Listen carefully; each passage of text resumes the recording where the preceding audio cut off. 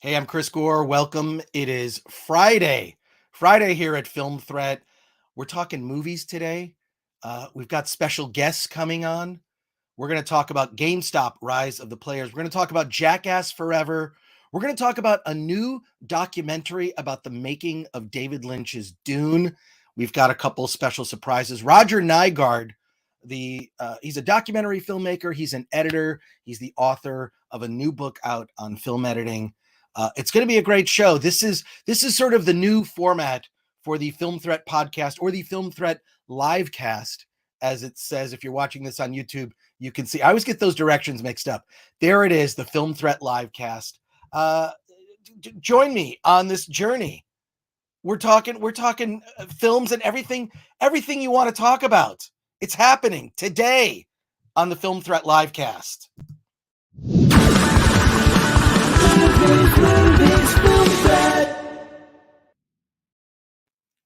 Welcome to the Film Threat livecast. I am Chris Gore from Film Threat. I'm going to be joined very shortly by my colleague, the editor-in-chief of FilmThreat.com, Alan Ng. Before we get to that, really quick, please like this podcast, like this show on YouTube, share it, subscribe to the channel if you have not subscribed.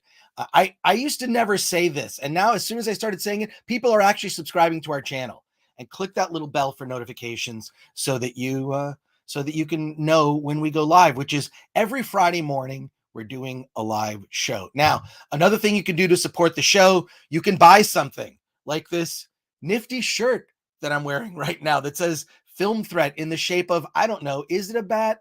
I have no idea, but you can support us and buy something if you go to shop.filmthreat.com. Pick up a little t-shirt for yourself. I like to say, it cures nudity on contact. Now, let me bring on Alan Ng, hey, my colleague. Hey, how's it going, Alan? Good. Good. Wild night last night.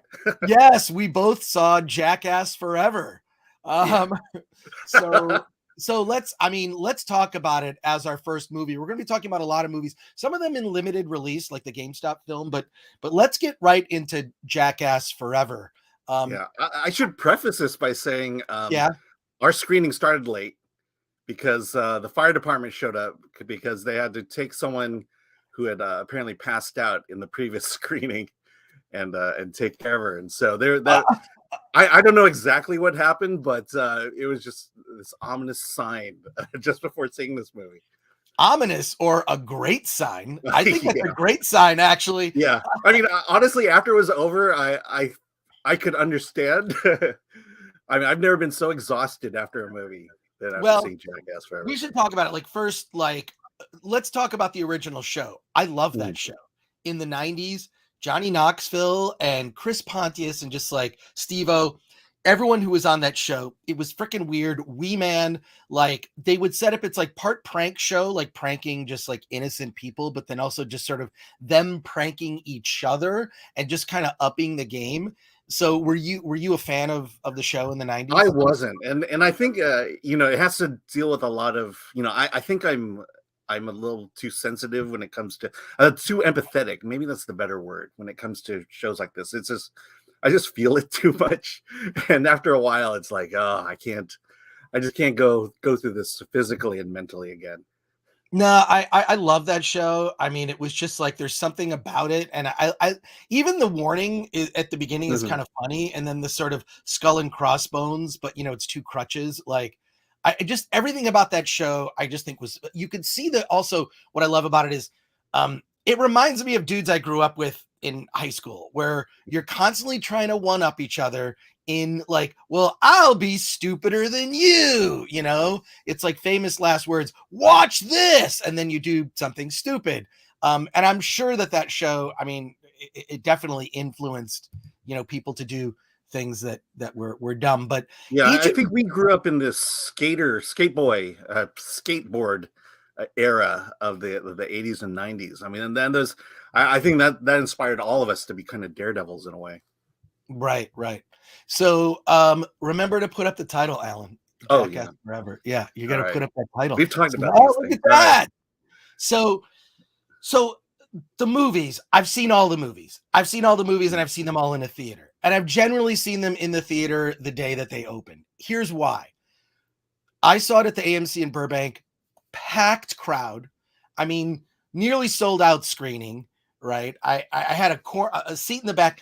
Chris Pontius actually shows up at the screening. I knew, I was walking around there and I saw him walking by Buffalo Wild Wings. I see these guys and I'm like, I recognize that hair. Is that Johnny Knoxville? And they were all just hanging out. And I guess a bunch of them went in and introduced a bunch of the screenings of Jackass Forever. But I've seen all the films on day one. The reason to do that is the crowd. The audience that's going to see it on the first day for Jackass Forever are all going to be super fans, right? There's no reason to go and see it unless you're on day one, unless you're a super fan, right? Because you want to see it with other people who know the characters and whatnot. And every movie, they kind of up the ante, in particular, the opening scene. And this could spoil a little bit. A lot of the bits you've seen in the trailer. This is something that you haven't seen in the trailer, which is, should we talk about? It's basically, well, they can't show it in the trailer for one thing. Well, for sure they can't show it. There's a lot of, if you like penises, there's a lot of dicks. There's a lot of dicks in this movie. So and there's a lot of a-holes too. There's just a lot of, if you're into disgusting male nudity, I don't think you could describe any of the male nudity as being sexy, like, at all. No. But so one of the guys, his dick is dressed up like Godzilla and attacks a model town and then takes out a bunch of people. It's done in like an incredibly comical way where, like, you're like, what the fuck is going on? So sorry if this is a spoiler, but it's like, it's the opening of the movie for one thing. Yeah, exactly. It's the very first part of the movie, but there's so much. I mean, there's so much I love about this. One is them goofing on each other, and you know that, like, they spend months doing these bits where so much of it obviously doesn't make it because a bit didn't work out and whatnot. But, like, the stuff that obviously they could do, like, they've done that, like, you know, Jackass, like 1.5. Well, they'll do, like, not quite a sequel, but, like, it's almost like another version of the movie that has all these different bits that didn't make the cut of the first one. And I'm hoping that they do a Jackass Forever 1.5. But what were you thinking of some of the bits? I mean, almost everything is cringe or, you know? Yeah, I mean, honestly, my favorite part was the one that was the less cringe. It was the deadly rattlesnake in the dark room. Oh, right. And I mean, you know, it was that's kind of the second gag that happens in the movie, and it just really set the tone of just laughing, cringing, and as a good setup because, you know, it wasn't really that dangerous, but it really set up the upcoming scenes that were not only dangerous, but I don't know. I was just physically just in this movie, and I was exhausted again at the end of the film. I'm debating about whether to see it again with my girlfriend because I just don't know if she can take it. But there's stuff in it, like, I mean, this is in the trailer. People get bitten by snakes. Yeah. People get bitten by spiders, and we're not talking small spiders, right? They show the fangs, and every time something like cringe or horrible happens in the film, they generally do an extreme close-up in slow motion just to show you, and you can hear the crowd going, oh, a collective, oh. Yeah. So, I mean, you talked about the group experience. I was also in a sold-out theater. Mm-hmm. And, you know, there was a guy who sat next to me who started talking, and I started getting annoyed. And then I realized midway through the film, I was talking too. I was just screaming, yelling, covering my eyes. You know, so it was definitely a communal experience. And yeah, you've got to see it not only in a theater, but in a packed theater. For sure. And I just think being surrounded by fans just made it, like, super fun because these are people who have followed the Jackass team, you know, since the beginning. I mean, look, they're all freaking old. I mean, Johnny Knoxville's hair starts out black in the film, and then progressively you see him, like, I don't know if he was using hair dye or whatever. I'm pretty sure he's been using hair dye for. He said that he went gray in high school. So he's been dyeing his hair all this I time. did too. My hair, I started getting like these weird, they're not gray, they're translucent. So you can actually like see through it. And in certain lighting, you can't tell that I have any, like I'll see photos of myself from 10 years ago and I'm like, oh, but I had like all this like silvery translucent hair. And I think Johnny Knoxville has the same, he's got the same issue. But Steve Martin too, you know. He wears it well. He wears it well. But what was also interesting was I think they fully realize now that they're in their 50s. They're in their 50s doing all of these like incredibly dangerous stunts. I mean, someone could break their neck. Someone could die from one of these stunts. I mean, obviously they have medical medical people there, on standby. Like I think everything is vetted. Well, I think it's vetted. But they bring in like new people. They brought in this comedian. God, I forget her name. But I know Rachel. I don't know her last name. She was great. I guess they found her on Instagram. Then they brought in like these super fans, right? Which I thought were really funny. Like I thought that worked. It's like, hey, I grew up watching Jackass. Now I'm in Jackass. Which I guess for some people would be like, I grew up watching Star Wars. Now I'm in Star Wars, right? Like it felt like that because in the extra material that it's not at every screening. I think you have to check, but it's like a fan thing where they showed this. It's a thing that would probably be on the DVD anyways. And it was like a 10-minute extra where they talk about how they recruited and got these new people, which added some diversity to the group, right? Which was fine. Who cares, right? Like everyone in it was like had a sense of humor about themselves. I don't think you can be a part of Jackass without having something of a sense of humor about yourself. Yeah, so, I would say that I mean, they're definitely setting themselves up to be able to carry on the legacy of Jackass by bringing in new people. I just don't know that there's a member in that group that could take Johnny Knoxville's place as kind of the ringleader. And so I feel like he'd have to at least carry them along for a little while. He's the ringmaster. Let's see. We've got some comments. So this is a reminder. Post your comments, your questions, super chats. Super chats get priority. For sure. But let's talk to Google sucks balls.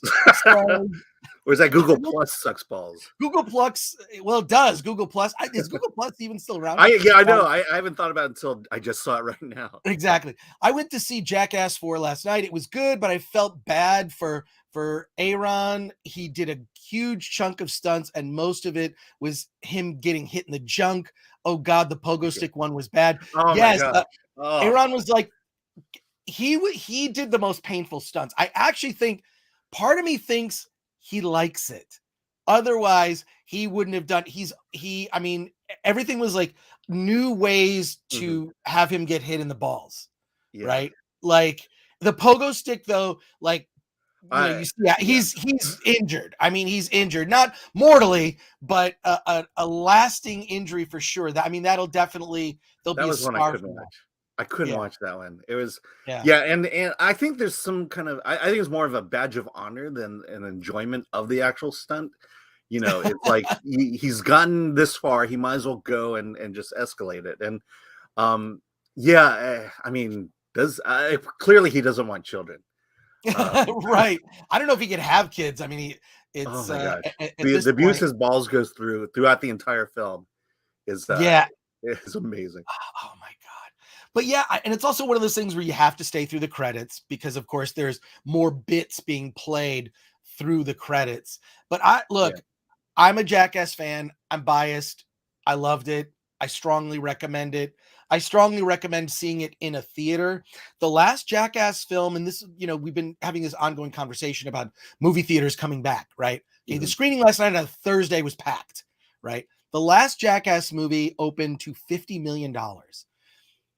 This is and they're estimating like 15. I think this could do at least half that. I think it could do half of it could do 25 million this weekend. I know they're estimating lower than that, but I think studios like to estimate low. So then when it overperforms, they can brag about it. But there were people there, were packed. People were not afraid to be at a movie theater. Mhm. You were in what? You were in Orange County. Yeah. Well, nobody cares in Orange County. Yeah. No, we've been following the rules for quite a long time. Yeah, for sure. We're But good down here. but I do think that, like, look, it's, I mean, the Super Bowl's next weekend. This weekend's Mhm. the Pro Bowl, which nobody cares about. It's quiet, you know, it's not a holiday, not a lot going on. I think Jackass is going to do extremely well. I think it's going to surprise people. I think I think by introducing new people as part of their group, Mhm. they have this father-son team, which I thought was really endearing Yeah. and fun, like, because they made the dad do all this like crazy, they made the dad do the thing. You see it in the trailer where they Yeah. drop the tarantula and they've got like this tube and it's like it's either going to go one way or the other. And oh my God, that Yeah. scene was like the audience just went nuts. Yeah, and then the loser has to get bit by that spider, and that is another absolutely cringe moment. Because they get like real up.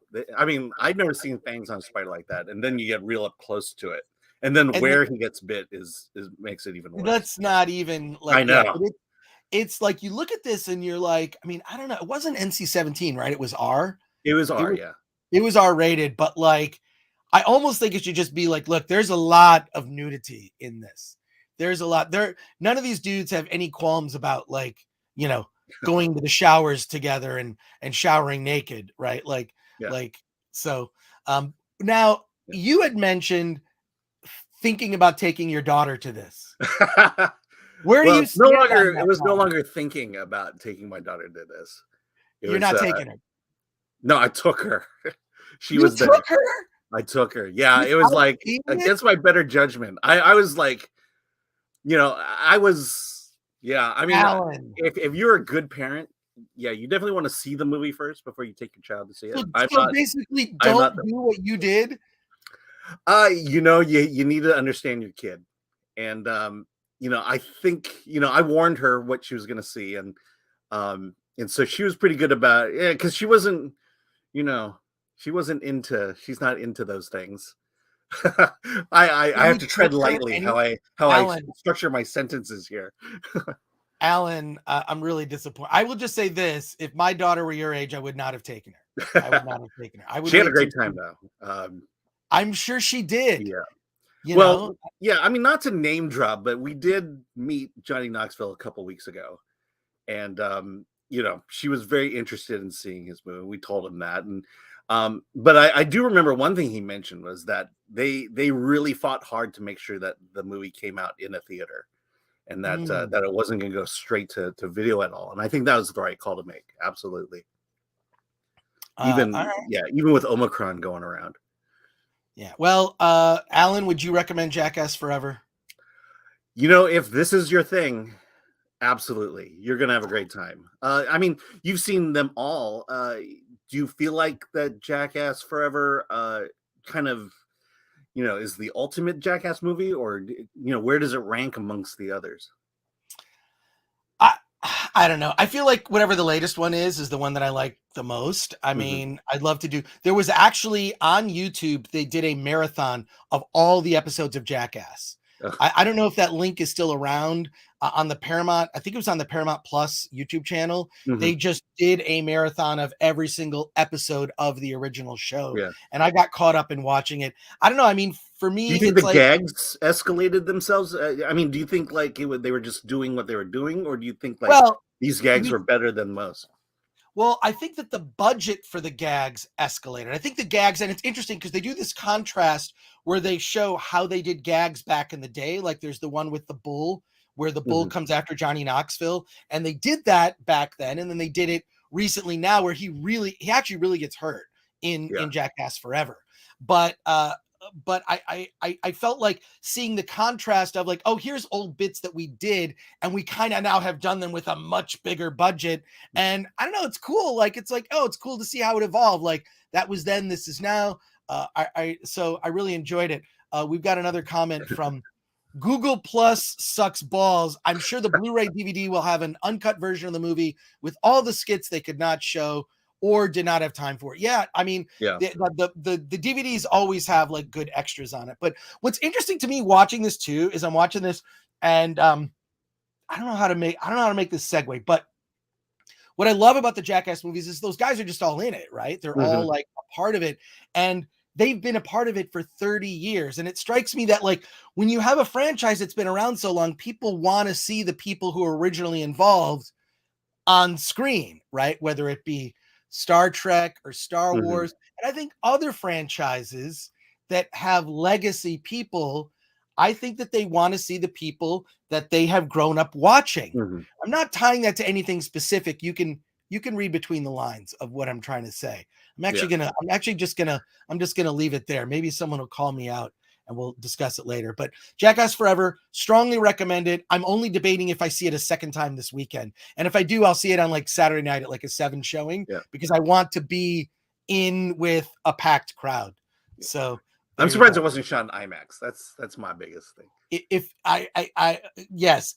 IMAX would have been, you could probably see it on an IMAX screen. You could probably see it in IMAX. Yeah, I didn't see any, but yeah. I mean, that's, yeah. To see it in that kind of graphic detail, that's where you're going here. All right, well, Jackass Forever, strongly recommended.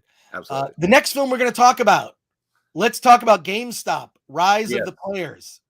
I did not get a chance to see this movie. My screener expired on me. So I saw GameStop Rise of the Players. Yeah. GameStop, if you are a customer, like I have been a customer of GameStop for years, mostly I buy used stuff. I buy used stuff. It's cheaper. You know, I go there, I'll trade stuff in and I get the credit.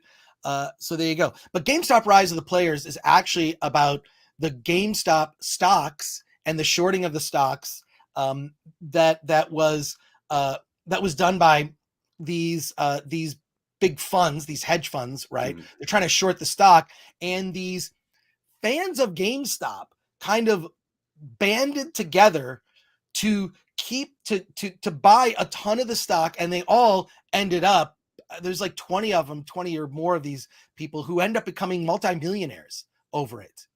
It's an amazing David versus Goliath story, right? Like just these individual investors going against Wall Street. So it's got that aspect to it. And it shows kind of how they built this phenomenon and built GameStop, you know, using things like memes, using live streams like this, but that only like 10 people were watching, right? And it goes into each of the different people who invested and how they had this belief that GameStop is going to come back, right? And a lot of it was proven out with the new game systems, right? The next generation game systems, the new Xbox and the PS5. That and what they were betting on is that it would have a you know, you'd be able to use discs, right? And they use discs, which means that if it was digital only, that what's the point of retail at that point, right? Yeah. But because the PS5 and the new Xbox, they have options to purchase a disc version, and that means that the secondary market, which is why GameStop survives, is still viable. So these investors gathered together and they took out these hedge fund people. What I like is, which I'm completely incapable of articulating to you now, but if you watch this documentary, you'll see like exactly how shorting a stock works, how this strategy can be successful, and they show how so much of this was spread was with memes and a lot of language that we, you know, the average person wouldn't understand. I didn't understand before I watched the documentary. One of it is diamond hands. Which diamond hands is you're going to hold the stock. No matter what you do, you hold the stock. Even if you see like the price dropping, right? Everyone says buy the dip, right? Buy the dip. Yeah. Like they're like, no, I got diamond hands. I'm not going to let go of this stock. So they explain what each of these terms mean. They show memes. So there's like this whole language, which like I say, I didn't get until having watched the doc. Now I feel like I at least have some understanding of it. It was really inspiring. It was just inspiring to see how these people they built this portfolio and then they just got out and all became rich. And it's also like, it's this beloved brand, right? Like, I mean, look, I grew up going to GameStop. I grew up going there and buying a lot of different game systems. I remember buying the PlayStation 1. Remember the first PlayStation that Mhm. I bought it there, like, I mean, it was one of those things you put down. The other thing is that, like, GameStop, what I always loved about GameStop is if you pre-purchased it there, you would generally get a code to get additional content, right? And sometimes what you could do is just keep the additional content and then cancel your pre-order. I know I never did that, but I knew people who did that, which I thought was BS. Yes, don't do that. Yeah, But hacking the system.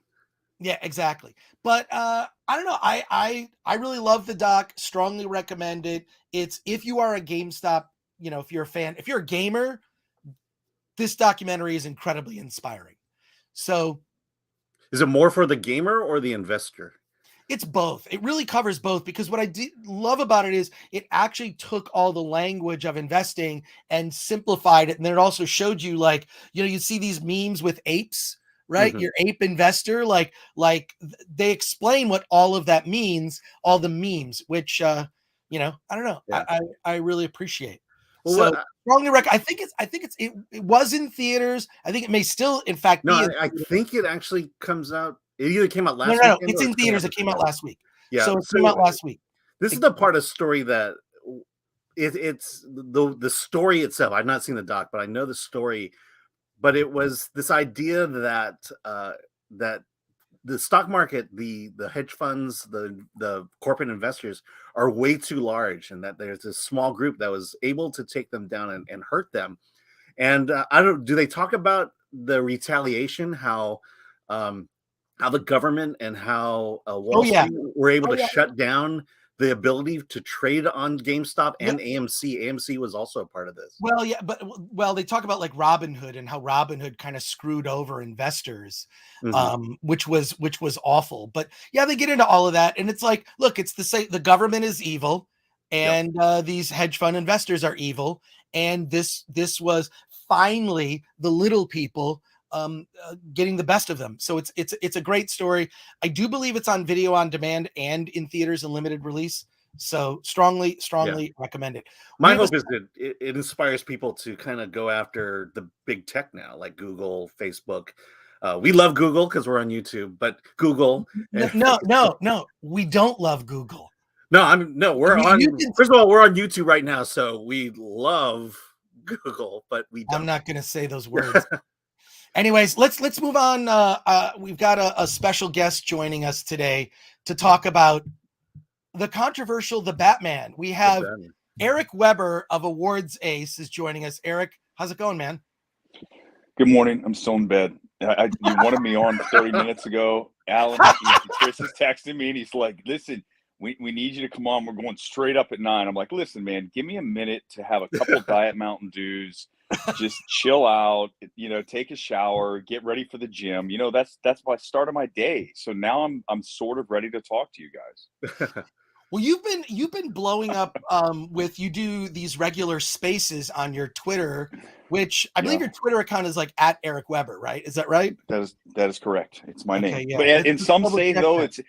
hey, my initials are EW. So the trolling path that most take is this Entertainment Weekly? Yeah, like those aren't my initials, and they haven't been since I was born on planet Earth. But yes, that is my Twitter handle, ERICKWEBER. Well, occasionally, Eric, I know you get a lot of directors that talk to you that will leak you information. This is sort of outside of the realm of what Film Threat. We don't normally talk about rumors, except this is about the Batman. And can I just say, I was at Target, and yes, the toys It's are already here. out. The toys are out. You can see, here they are. They're already here. Does it look like Pattinson? That it does look like Pattinson. So yeah, they're Oh, there we go. out. They're out. They're in the wild now. You can find, and the toys honestly they look pretty cheap to me. I don't know if I'm. Ooh, Eric just dropped off.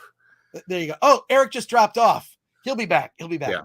So there's Eric, a controversy. Okay, so I'm so busy with Film Thread. There is a controversy going on. well, no, it's not a controversy. What it is there's effectively what happened was Eric wrote some tweets, and I'm going to show you what they are. Okay. and Okay, Eric's that's something going I'd to join expect us. from. Oh, here, Eric's back. Yeah, Hey, man. back. So we're talking about this tweet that you put out. So someone contacted you who saw the film, and they described it. If I can actually read, I'll read this tweet that you posted. You said, received a text from a source who's seen the Batman, calling it a complex film, comparing it to Zodiac, Chinatown, The Usual Suspects, The Silence of the Lambs. Source also stating it will be controversial and people will discuss it endlessly. Thoughts. Now, thoughts turned into every nerd media outlet, comicbookmovie.com is right here, picked up the story and basically just quoted your tweet, which got everybody talking. I have concerns now, having heard what you said, and I know that you kind of gave just sort of a general what was relayed to you. Can you elaborate, Eric, my friend? I don't want to. Listen, let me tell you why is we've had this discussion many times on Spaces. Alan, we've had this discussion over drinks at awards parties. For me, when I talk about a movie, I want to talk about it in the most general terms possible so that we don't really ruin anything. And the more you drill down into what the details are, the more that you're going to have your virginal experience of watching the Batman ruined. And the point of this was, and this is a very long text that I received. I mean, it is much more details than what I laid out there. But the point of it is that this is going to be a Batman that is very dark, very brooding, a detective story, and it is drawing its influences on the films you just, read. Those are, it's basically, from all indications, when I read this and really think about what's happening here and what Matt Reeves did, I believe he made a David Fincher-esque version of The Dark Knight. So it's in very little humor, if any. And I think, the reason it's going to be controversial is just because of that. A lot of people still want to have some fun with their Batman. This is not going to be that film. From what I'm hearing, that is not what you're going to get at all, which I'm good with. But there are going to be other people who are not good with that. Well, the humor, the lack of humor, I mean, you mentioned that. We were talking about it last night because you were at the AMC Burbank, but you saw a different movie. What was the movie you saw? We saw Death on the Nile. So it was the first screen of Death on the Nile, which comes out next week. There's an embargo for that, so I can't really discuss it. I can only say this.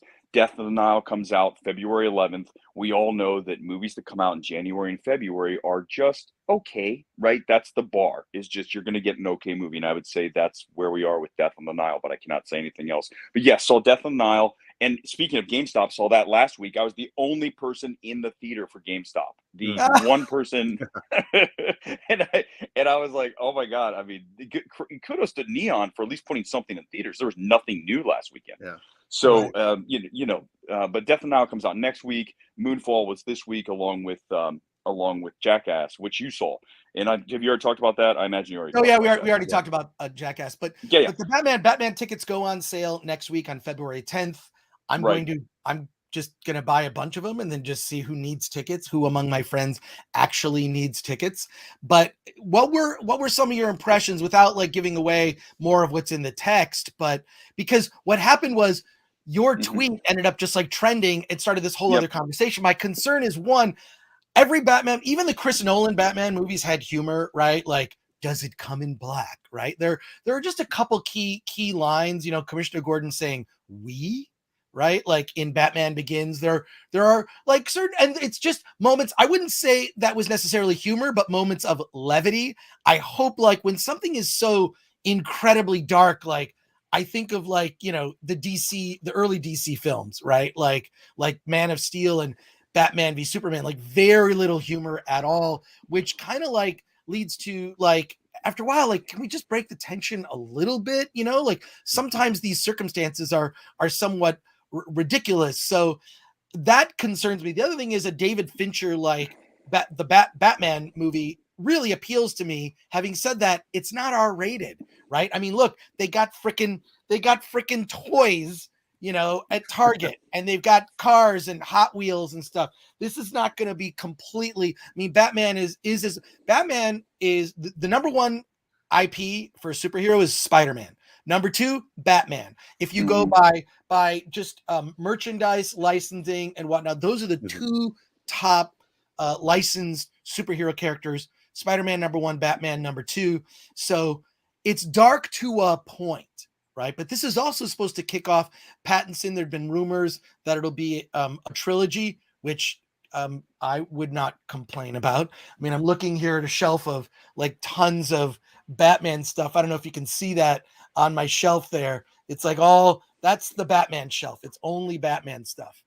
But I hope it kicks off a trilogy, but it's kind of a rebooting. We still have the leftovers from the Zack Snyderverse, right? We're getting another Wonder Woman movie, another Aquaman movie, another Flash movie. That's the Snyderverse. Once that gets wiped away, is this the new universe?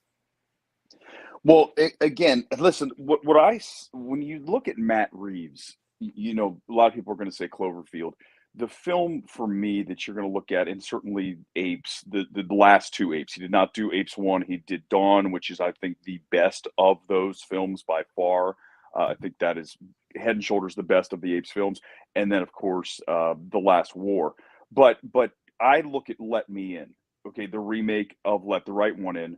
And if you watch that film, and that's why I say people really need to watch it. When I'm reading this text, my mind goes back to that film, which came out in 2010. Matt Reeves remaking the vampire, you know, young kids and vampires, and it's actually a horror film. I mean, it is some dark shit that happens in that film. And I think he betters the original. But if you watch that film, there is no humor in that film, right? It is straight up just dark drama, you know, horror. And from the initial test screenings of the Batman, you kept hearing it's a horror film. Very clearly, we're in that realm when you're talking about Zodiac, Silence of the Lambs, Chinatown. You're talking about dark drama, right? No humor. That's just what you're going to get here. And again, for me, it's going to work. For you, it's probably going to work.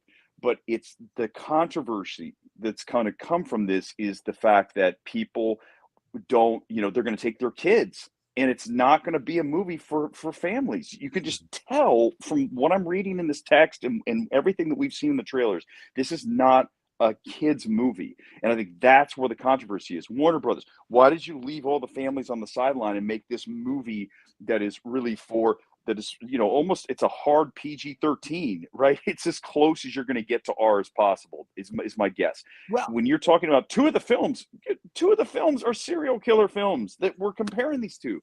Hello, that's horror. So that's the thing, is that's where the controversy is going to be, is the families are going to be pissed off. So you think that's where the controversy is? Because, I mean, look, in the trailer, you see someone murdered by having their face duct taped and they suffocate to death. I mean, that's freaking, you know, Silence of the Lambs type of, like, Seven-esque. It looks like Seven, right? Yeah, that's what 7. I think too. You see a ton of Seven in that. Again, yeah, all that influence. So, I actually hope that's where the controversy comes from. The controversy is that the movie should be R, but because it's a major studio, they're skating through with a PG-13. Some quick comments. Frank the Bunny 666 says, controversial in quotes. I'm guessing it means it toes the current political leftist line and will get backlash from actual Batman fans. If that's possible, the new trailer really has me concerned, where a woman walks up to Bruce Wayne and it's like, how come you haven't contributed enough to causes? And it's like, I all the other Batman trailers I thought were great. And as soon as that came in, I just went like, oh, so this is where we're going. So I'm reading. Well, it depends on his response, honestly. Right. But I mean, I don't know. I'm reading Christian Toto's book called Virtue Bombs. And I'm going to have Christian Toto's actually going to be a guest on in the coming weeks to talk about his book once I'm done reading it. But it's about how woke culture is destroying the movies, or at least mainstream Hollywood films. Mark O'Brien says, still have another incarnation of the Joker to come in the Batman 2, or could Joaquin Phoenix be in the Batman? Could Joaquin Phoenix be the Joker for this incarnation of the Batman? I think there's questions there. Mark O'Brien also says, looks like it will be dark and complex over 3 hours, which should hopefully be good. I agree. I don't know. You know, we talked about Nolan. I mean, were the Nolan films really directed toward kids, and was there really Yes.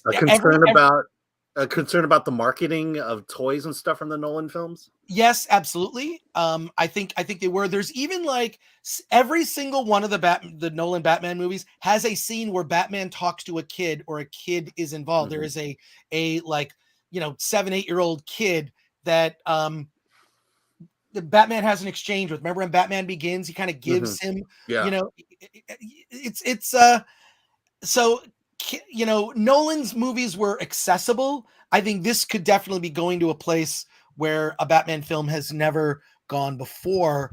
Google Plus Sucks Balls says if they wanted to go dark, then that PG-13 rating feels like it's not going to be that bad. They should have pulled off a Joker and earned that R rating. No, that's not going to happen. He's got to understand these. You got to understand, guys. You can't say that. You have to. I mean, to say that tells me that you don't understand business. Okay, they are making a Batman film. Okay, this is not Joker. This is a different. They let Todd Phillips make his movie, and yes, it is the king of comedy and Taxi Driver combined. We're not arguing that. Okay, I'm so tired of that discussion. But the fact that Warner Brothers let him have the Joker jam scissors into dude's eye and then repeatedly into his skull, and then blow Robert De Niro's brains out on television. If you don't understand how that is pushing the envelope, if you can't wrap that around your brain, that is so far outside of what a normal studio would allow a director to do with a comic book film, essentially, at the end of the day, in Joker, you got to get, that's what the danger is. And you're not going to have Batman do the same things. It's Batman. You can walk up to a line, but you cannot make Batman R. You just can't. They didn't make Birds of Prey. Right? You've got it. Birds of Prey look what happened with that, right? Birds of Prey completely tanked. I mean, it didn't do nearly what they expected. So these films, you got to walk up to the line. And I think that's what we're going to see here. You're going to see a film that walks up to the edge, right? You can still have a serial killer. They've had plenty of PG-13 horror films, but you don't cross over, because once you do, you lose. You have no chance to get families. Warner Bros. Would rather have families come in and be pissed, right, and get their money, than not come in at all. So that's business. I think there's going to be a lot of bloodless violence. You're going to see a lot of gunshots. You're not going to see. So you're going to see a lot of violence. You're not going to see blood as a result. Corn Julio says, "I don't like these comparisons they are drawing." I get it. I just think that it's not unlike the comic book. If you know Alan Moore's comic book, The Killing Joke, which I strongly recommend that you read, it's the best origin tale for the Joker ever in graphic novel form. I mean, The Killing Joke is, it's a classic right up there with The Dark Knight Returns, and it's dark. It shows. Didn't they make an animated feature on that one? They did. It was terrible. The animated feature of The Killing Joke comic is do not watch that. It's it adds all these subplots that weren't in the comic book. The original Alan Moore comic book, Alan Moore, probably one of the greatest comic book writers of all time. Seriously, changed the industry, with The Watchmen. He wrote some of the best issues of certain heroes, when he was writing Swamp Thing, when he even wrote some Superman comics that are amazing. So when Alan Moore touches anything, he did V for Vendetta. When Alan Moore touches anything, he takes it beyond the medium. So I see kind of those influences. So The Killing Joke might be something, if you've never read that comic book, pick it up. I only buy old comics, or when I go to a comic convention now, I always go for the What If long box, because What If is one of my favorite series. What if the Fantastic Four had different powers? Yes, Eric knows that I'm super nerdy about this stuff, but Eric, you're such a nerd. But listen, I want to get back to drill. Let's drill down one more time just about the rating. Okay. So let's just use an example. Original Suicide Squad was PG-13, opens with over 100 million. Okay. Second one, The Suicide Squad, opens. Now, granted, it was on HBO Max, same thing at date, as they say. So it's a little bit of a different situation, but it opens in the 30s, right? That's an R-rated movie. You eliminate a huge portion of your audience when you flip the switch from PG-13 to R. Warner Brothers understands that very clearly, because obviously we're talking about Suicide Squad. I just mentioned Birds of Prey, again, a movie that was R, that if it's PG-13 makes more money. There's just ways that you can cut. You said there's going to be killings, there's going to be violence, but it's going to be, cutaway. It's going to be, they know how the MPA rates and how to walk up again to the edge without going over, because that makes all the difference in the world in available audience. Who's going to be in for that initial round of tickets. And yes, families will be in, and then they'll come out and go, God damn, I can't believe Warner Brothers did this to us. But at least they got their money. That's kind of the takeaway here. That you opening can't weekend. go to R. You just can't do it. Yeah, you can't do it. And I think Joker was a different thing, a different animal altogether. But again, I think when I go back and I look at what source said who's seen it, and by the way, so here's what Warner Brothers is doing with the Batman right now. They are showing it to people in the industry, friends of Matt Reeves, friends of Warner Brothers. They screen it there on the lot. Chris, you've been there. Alan, you've been there. Multiple screening rooms there. They screen it for small crowd every day, and they're just getting general feedback and get the word out there. But clearly there's an embargo in place, which means you cannot discuss the film until they say a certain date. Like we just discussed Death on the Nile, saw it last night. I can't go into details because the embargo is on Tuesday. So Batman's embargo will probably be, I guess, at least a week before it opens, maybe before. I'm going to guess Warner Brothers starts showing it to press in the next 10 days. So, 2 weeks from last Tuesday. So sometime in the next 2 weeks to 10 days, you're going to start getting some press people that see it, but they might still have to be embargoed and not be able to discuss the film. 100% they'll be embargoed. I do think it's one of those that I fully expected to get decent reviews just based on things I've heard, not just from you, but from other people. I know other people that are involved that know what a big Batman fan I am. So there, my friend who is actually working on the movie says he can't wait for me to see it, which is weird. Buck Teeth, I'll say that. Just a second. Buck Teeth Bandit says also the movie is literally rated a 15 in the UK, which is kind of their version of like PG-13. They just kind of go age levels here. Yeah, and then Google Plus Sucks Balls says as long as it does not end up being like a CW DC TV show, I'm good. Yeah. I'm with you, Google. Yeah, absolutely. Google Plus Balls. CW. I was in for like the first 2 seasons of The Flash, and I watched some of Arrow, and then once it becomes dumb and spirals behind, I wonder who's dating who. Does she like him or does he like her? And it's just like, yeah, I don't care. This is, include romance as a subplot, but when that kind of takes everything over, it's kind of annoying. And Frank the Bunny 666 says they also gave Joker no funding, so it didn't matter that they couldn't get a family audience on top of being a different beast. Yeah. That's correct. Think about it. The Joker was made for $50 million, which not a small budget, but it made $1 billion and won Oscars. Okay. Joaquin Phoenix for Best Actor. So they might be going that route. Let's wrap up our conversation on the Batman here. Let me ask this. I will say, after reading Eric's tweet, I think I'm more interested in seeing the movie than I was before, even after seeing the trailer. And so I think I'm much more excited about seeing it. Did you? Is that the sense you're getting as well? That's what for me too. I think the trailers I've seen so many times now from being a member of the AMC list, which if you're not, you need to do for $24. It's the best $24 a month you'll ever spend. But watching that trailer so many times, I'm like, okay, I see what we're doing here. But again, I got to keep remembering, to me, that Matt Reeves is one of the most underrated directors that we have. And what this film is going to do is open up everyone's eye. Oh, Matt Reeves. Like, yeah, we should have been talking about Matt Reeves again back when Let Me In came out in 2010. When you see something like that, a work like that, when you remake a film that's already many think is a classic film in Let the Right One In, and you remake it and you do, in my estimation, as good, I think better, even make that source material better and more relatable and just it's over the top, then you need to be talking about Matt Reeves. And clearly Fox saw that when they hired him to do the last 2 Apes films. Is you see the talent, and once you see that, that's just, you have it. That doesn't disappear. And I think this film is going to finally cement Matt Reeves as a guy we talk about as a Nolan, Villeneuve, these directors at the top of their game, and that makes me excited because he seems like a very cool, down to earth dude, and from all indications, he's pretty easy to work with, which you don't hear about with David Fincher. Some of these directors that he's collaborative, and I think Warner Brothers is going to end up having a very long relationship with Matt Reeves. So you think that they're already talking about signing him to a sequel? Oh, for sure. I mean, you've got to see how it does box office. You just do, but I'm sure the discussions have started. But as long as this opens at big, which I believe it will, you're looking at least, I'm thinking 150 plus. That's a big number, and then you're set. Once you get that, you go ahead and lock down the sequel.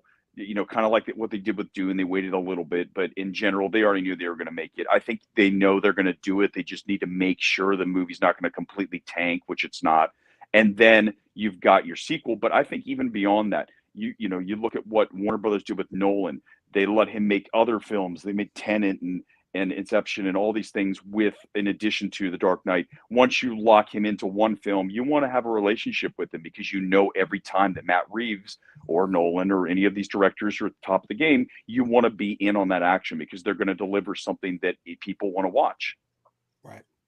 Well, Eric, thanks for joining. I mean, we hang out every week at the AMC. We're kind of last night. We were like Alan, you're down in Orange County. I know. I'm going to come up to Burbank for one of your screenings or your movie Twitter screenings. All right. Well, movie Twitter things. Come hang out. We're going to go see Marry Me on Thursday. That's the next real classic film that we're scheduled to see, the new J-Lo rom-com. Yeah, you're going to see Marry Me. I'm not going to see Marry Me. You said you were. You told people last night you were going to go. Are you not a man of your word? I'm going to go to the movies. I don't know if I'm going to see that movie. I'll see you next Thursday. I might pick a different film, is what I'm saying. Okay. There's nothing wrong with that. As long as you're with us for movie Twitter in spirit, then we're okay with that. Okay. Well, people are still talking about Batman in the chat. We appreciate your chat questions, especially your super chats. So thank you to the chat, and thank you, Eric. We're gonna I got to review another movie, and then we've got Roger Nygard coming on. I don't know if you want to stick around or if you're gonna go back to bed. I'm actually going to head off to the gym. Okay. So that's where I'm headed for here on this Friday. But, listen, as always, a pleasure. Let's do it again soon. And I'll see you, maybe Alan, next Thursday for Marry Me movie Twitter night at AMC Burbank. Movie Twitter. All right. Yeah. All right. Take care, Eric. I'll see you. All right, guys. I'm sure I'll get a text from you after this. Yeah. Indeed. Be good. All right. All right. Later. Take care. Awesome.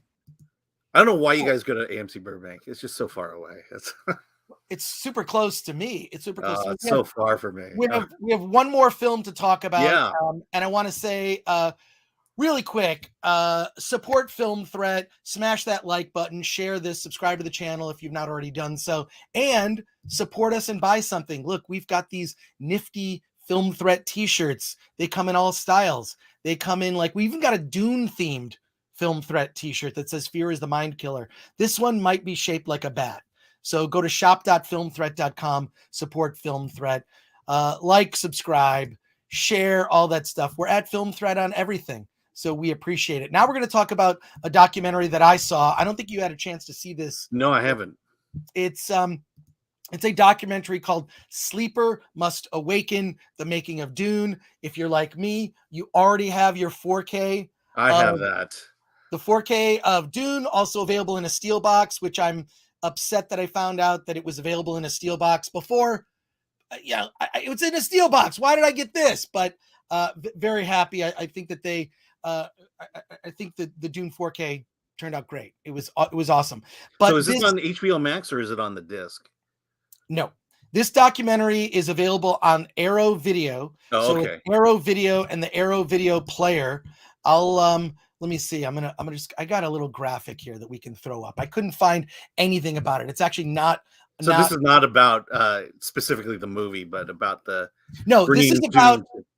Here, let me just explain it to you. It's about the 1984 Dune, directed by David Lynch. It's all about how he made the film from being approached, because he was originally going to direct Return of the Jedi, or as it was known then, Revenge of the Jedi.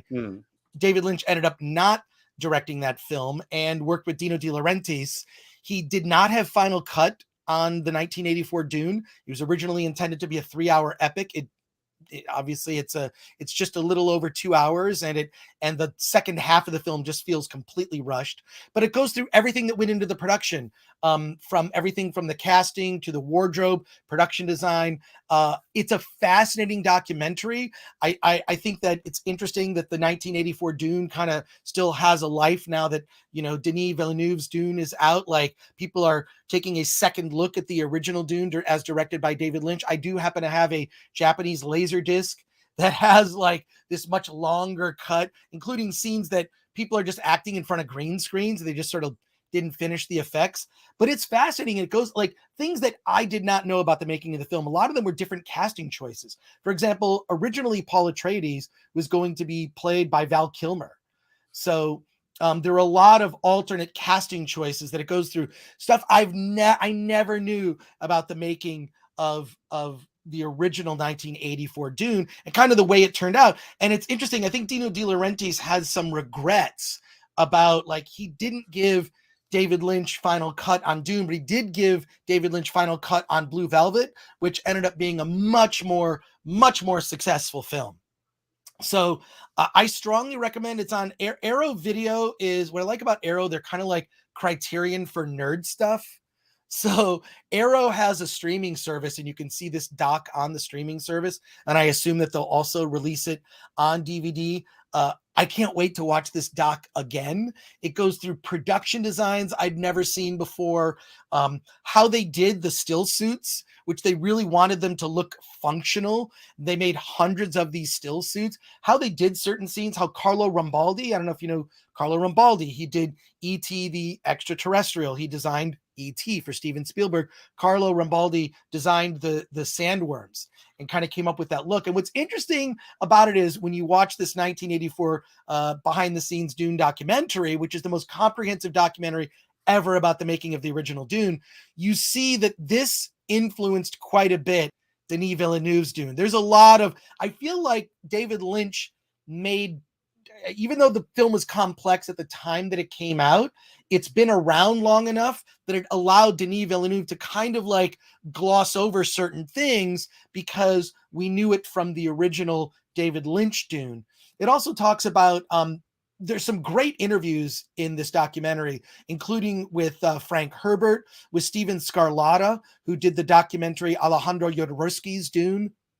And a fascinating doc, which I highly recommend. It's about the unmade Dune movie from the early 70s that was to be directed by Alejandro Jodorowsky. There's also another great story that came from this doc. Orson Welles was originally who they wanted to get to play Baron Harkonnen in the Jodorowsky's version of Dune. Lynch's production, it was I think it was Raffaella De Laurentiis actually got everybody in the office, like, get together. Okay. They called up Orson Welles on the phone, put him on speaker, and asked, Orson, we'd like to ask if you would be interested in playing Baron Harkonnen in Dune directed by David Lynch.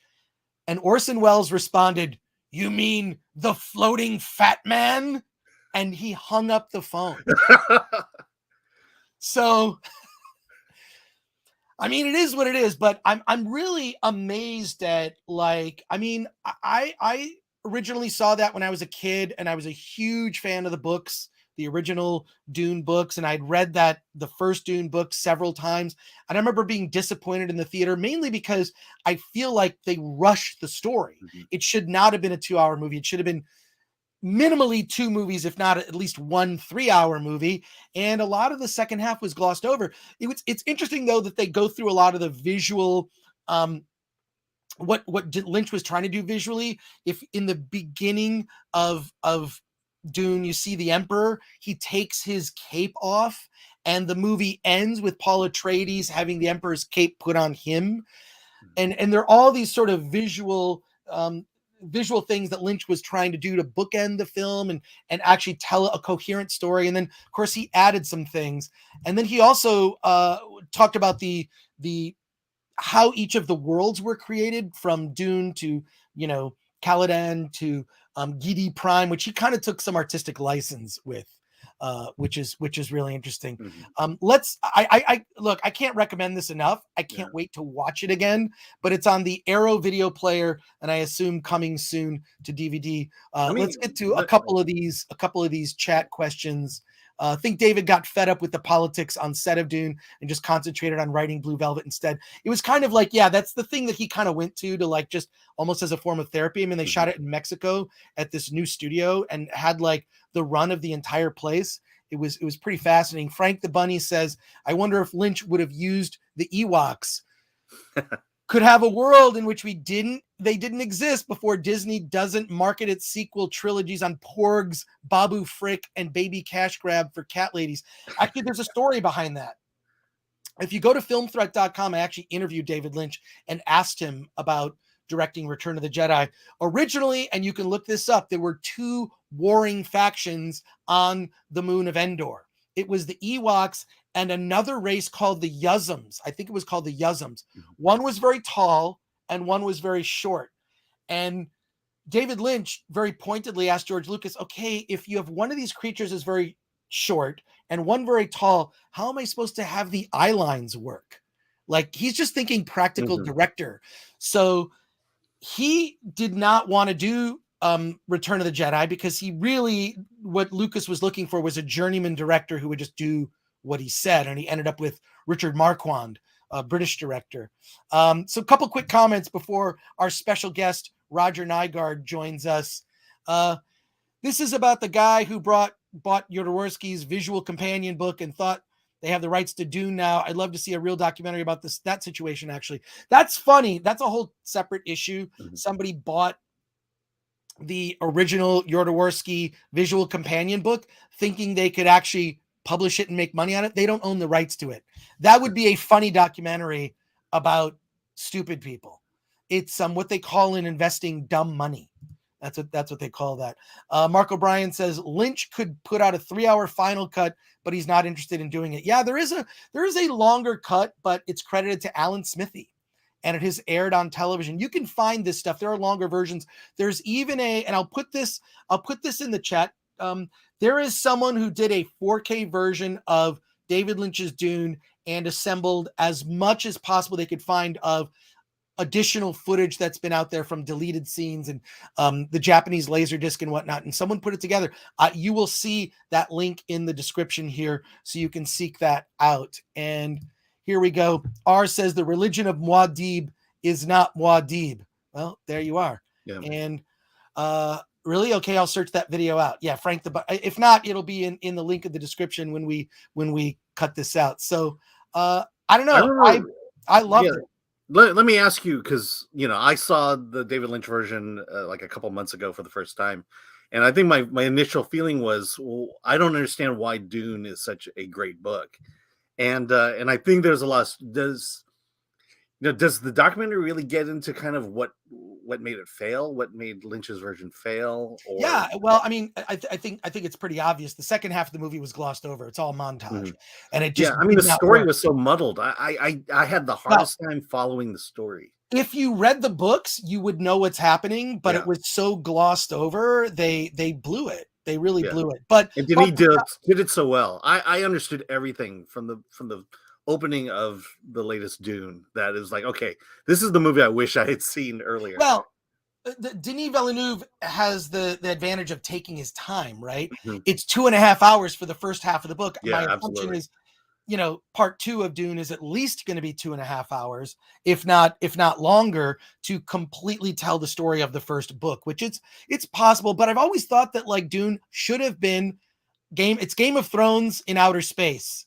That's what Dune. Well, actually, Game of Thrones is a ripoff of Dune. Great houses feuding. It's all about power.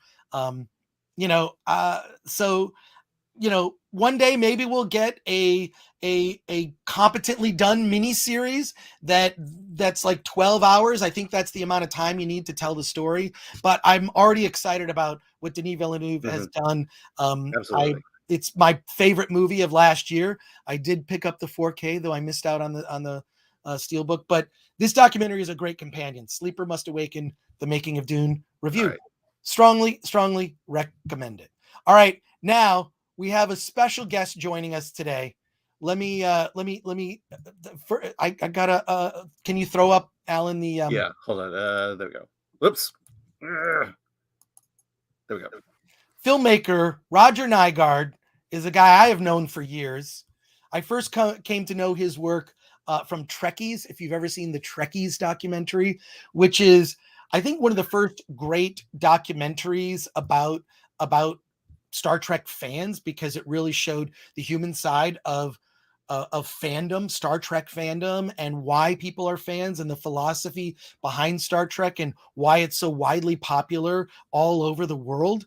That documentary is absolutely incredible. Roger Nygard was on the Film Threat podcast to talk about a more recent documentary he made called The Truth About Marriage, which is an amazing documentary for anyone that's ever been in love, that really talks about, like, just in such a deep way, why relationships fail, what makes them work, the realities of marriage and what it takes for a marriage to succeed. That's an amazing doc. Another documentary that Roger has that's out now, The Nature of Existence, which answers all the unanswerable questions in the universe. That's what he told me. I haven't seen the doc, and then also his new book, Cut to the Monkey, is a book about film editing. And he signed the book, not to me, but to an editor that I work with, because when I'm done reading this, I'm passing it on to my friend Bobby. It says, read this.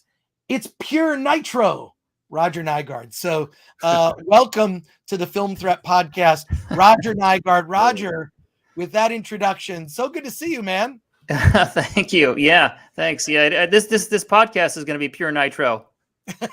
Well, the thing I failed to mention also is you work very closely with Larry David on Curb Your Enthusiasm. You're one of the there are very few editors that work on that show. I mean, there have been 4 essentially key editors. Steve Rash has been there from the beginning, and then I replaced John Korn, who replaced Grady Cooper. I've been on the show 6 seasons, 7. I don't know, a lot of seasons. Well, I mean, you've been there from the beginning, right? Like, and you explained on Brian, we met up recently on Brian Holtzman's podcast, which I strongly recommend. And you talked about, what goes into cutting an episode. I mean, this book, and I'm only partway through it. I will say this, I'm better when it comes to audiobooks. When the audiobook, I feel like after I give this to Bobby, I'm just going to rebuy your book, which is fine. It's available on Amazon, Cut to the Monkey. And what I love about it was learning your personal story in the introduction, when you talk about just what made you fall in love with movies and how much that meant to you, and how encouraging your mother was when it came to encouraging your art, which really began with photography at a very young age. I mean, it's really interesting to just be a filmmaker. That's why I say it's so hard to you're an author, you're an editor, you direct document. Filmmaker is probably a good blanket term, but really that education began when you were a kid and, falling in love with classic movies. Can you talk a little bit about that, about your upbringing and how you had such supportive parents? Sure. Yeah. Well, my thesis, or one of them in the book, is that you shouldn't be an editor who cuts films. You should be a filmmaker who edits, if you want to compete with everyone else out there. Because once I started interviewing other editors for the book, particularly those I was working with on Curb and Veep and other shows, I started to notice a pattern. Those who were getting to the upper echelon in their career as an editor had begun kind of the same way I did, which is being a young filmmaker, messing around, shooting little videos, comedies, and learning the craft of editing by being a filmmaker, as opposed to, hey, I'm going to learn this software and know how to push the buttons and become really good at editing. A lot of people do that, and they apprentice and they work their way up, but they have a harder time competing with those who have studied the concept of story structure and storytelling. Because another thesis in the book is that the 3 most important people on any project are, I would say, in this order: the writer, number 1. Writers don't get enough credit because without the script, there's nothing. That's the beginning. It's the basis. It's the blueprint. If you don't have a good blueprint, you're not going to have a good building. Number two, I would say, is the director or the showrunner, just because they make the creative decisions in all the departments, all the categories, and sometimes there's overlap, writer, directors. The third most important person, I argue, is the editor, because that person is also a writer. And if you're going to choose a writer for your project, you don't say, get who's ever available. You say, let's get the best possible writer we can get by looking at their work. And an editor is rewriting your work. The script is the beginning. It's like the recipe. Shooting is like going shopping and getting the ingredients. And then editing is like giving it all to the chef. Here's the ingredients. Here's the recipe. Now, chef, go ahead. It matters who the chef is, because every editor edits like their personality.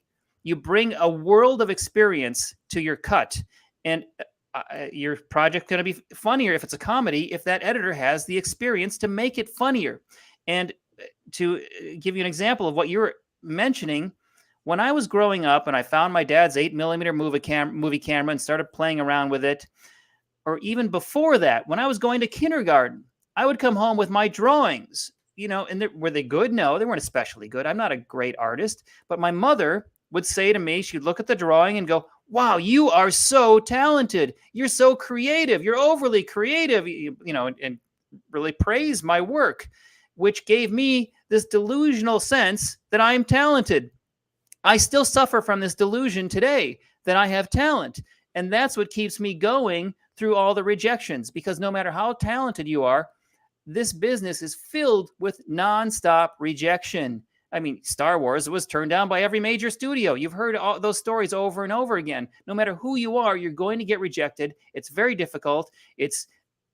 You could be the most talented writer, producer, director, cinematographer, whatever, but someone's going to hate you and hate your work and criticize it. And you need tools to cope with that and keep going and continue. And because my mother was so supportive, she built this framework into my slowly hardening framework of a brain that I'm talented. I brought that forward. It gave me the hard shell to withstand the criticism as an adult and as an artist and as a filmmaker. So it kind of pays in one sense to be a loser in high school, for instance, because it gives you skills so that you know how to cope with rejection later on in life, which it's inevitable in this business, which is so competitive.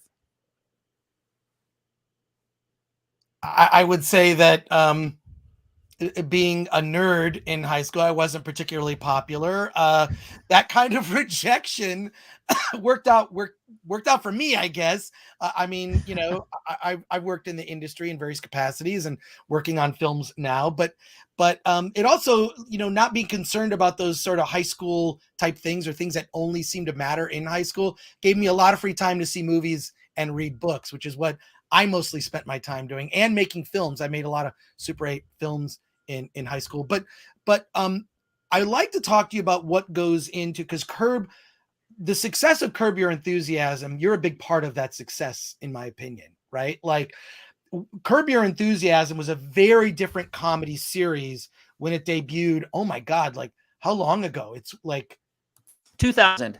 Yeah. So over 20 years, right? Like, the original Curb Your Enthusiasm came out, and I started rewatching it, and those original episodes, they're in standard def. It's weird. I mean, the comedy still holds up, but you're like, oh my God, look, it's standard def filmmaking here. But it was a very different style, incredibly different style, right? Like, it wasn't your traditional 3-camera, sitcom.